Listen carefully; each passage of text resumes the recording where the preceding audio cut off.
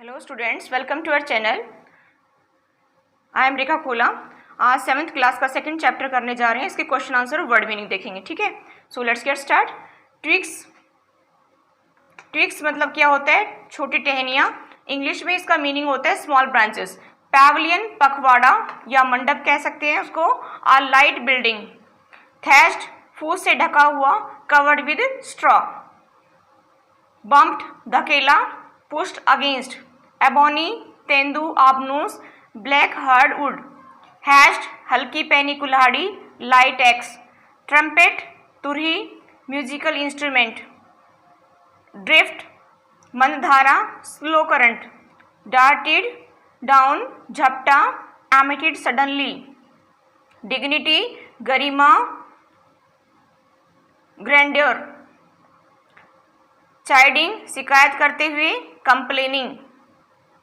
हाउलिंग चिल्लाहट, roaring cry.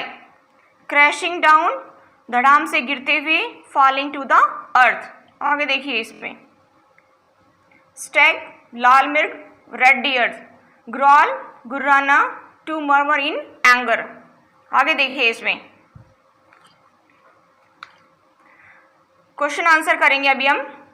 First question हमारा, the enclosure in which Kari lived had a thatched roof that lay on thick tree stumps. Examine the illustration of Carrie's pavilion in the book and see why it was built that way. देखिए इसमें क्या बताया है कि carry जिस घेरे में रहता था उसकी छत छप्पर की तरह थी जो पेड़ों के ठूंठ पर टिकी हुई थी। बुक में कैरी के बाड़े के एग्जाम्पल को पढ़िए और बताइए कि कैरी के बाड़े को इस प्रकार क्यों बनाया गया था, ठीक है। अब देखिए इसमें Carrie pavilion was built of thatched roofs that lay on thick tree stumps because it was very high and would not fall when Carrie bumped against the poles.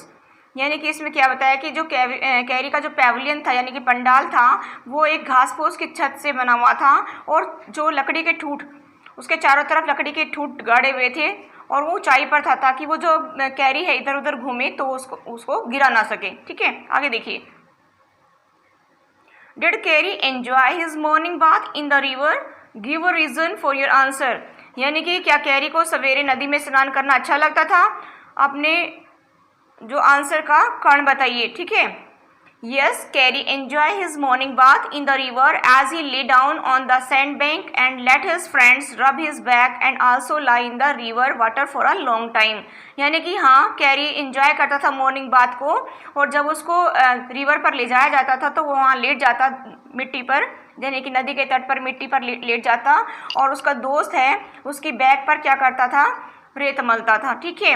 और उसके बाद में वो रिवर में स्नान करने के लिए चला जाता था। ही स्क्वील्ड विद प्लेजर, वह चीखता था, खुश होकर के चीखता था, ठीक है।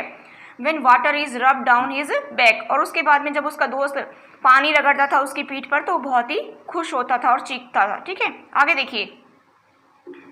Finding good tricks for carry took a long time, why?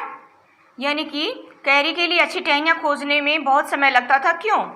It took long time to find twigs for Carrie. लंबा समय लगता था कैरी के लिए जो टहनियाँ फाइंड करने के लिए। His friends had to climb all kinds of trees to get most delicate and tender twigs. It took half an hour to his friends to sharpen the small axe because Carrie did not like imperfect twigs.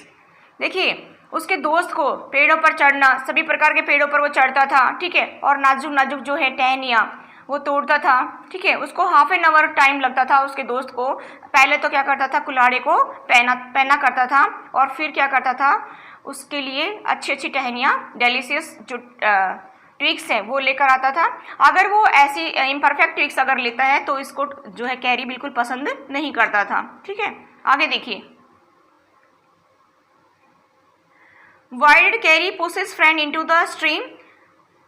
Carry ने अपने दोस्त को पानी की धारा में क्यों धकेल दिया? Carry pushed his friend into the stream because a boy was lying flat on the bottom of the river. यानी कि कैरी ने अपने दोस्त को पानी में धकेल दिया क्योंकि क्या देखा उसने कि एक लड़का जो है नदी के तली में वो डूब रहा था। मतलब carry wanted his friends to save life of that boy. Carry जो है उसके दोस्त की जान बचाना चाहता था इसलिए उसने अपने दोस्त को पानी में धकेल दिया। आगे देखिए। Kari was like a baby, what are the main points of comparison. Kari एक बच्चे जैसा था और किन किन मुख्य बातों में कैरी की बच्चे से तुलना की जा सकती है। Kari was like a baby, Kari एक बच्चे जैसा था। The main points of comparison are given below. क्या क्या पॉइंट्स हैं? He develop a great love for ripe bananas very soon as if he was a child. देखिए मतलब उसका जो है बनाना के प्रति बहुत ज़्यादा जो है प्यार बढ़ गया। ठीक है, जो पके हुए बनाना थे ना, पके हुए जो केले थे, जैसे बच्चा होता है ना तब उसको जो चाव होता है, इसी तरह से। He squealed in a sound of crying baby, वह बच्चों की तरह चीखता था। ही वॉज नॉटी, बहुत शरारती था। He stole fruits as a baby does, वह फलों को चुराता था जैसे बच्चे करते हैं। ठीक है, आगे देखिए। Kari help himself to all the bananas in the house without anyone noticing it. How did he do it? यानी कि कैरी ने बिना किसी का ध्यान आकर्षित किए घर के सारे केले उठा लिए। कैसे किया? Carry stole the bananas from the table near the window in the dining room. देखिए कैरी ने क्या किया कि डाइनिंग रूम की जो विंडो है उससे उसने केला चुराए। ठीक है, टेबल के ऊपर जो रखा हुआ था, केले रखे हुए थे टेबल के ऊपर, वो सारे केले उसने चुरा लिए।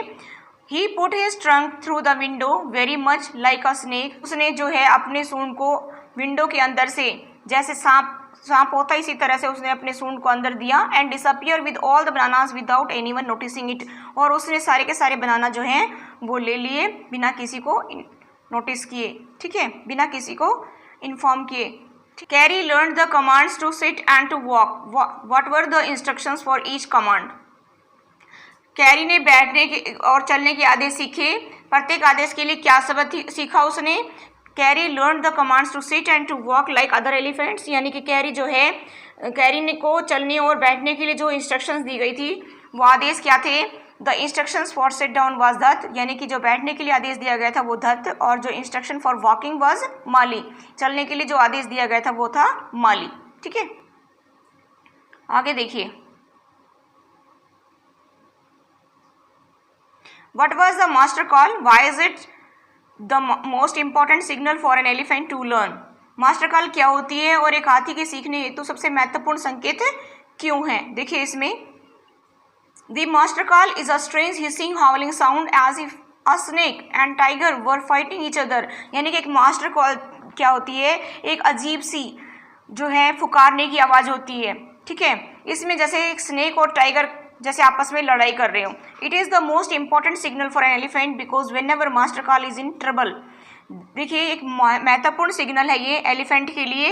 अगर देखिए, because when ever master is in trouble, जब उसका मालिक जो है खतरे में हो, one master call will bring the elephants near him, और एक मास्टर कॉल देने पर जो है एलिफेंट को अपने पास बुला सकता है। ठीक है, that's all for today, thank you.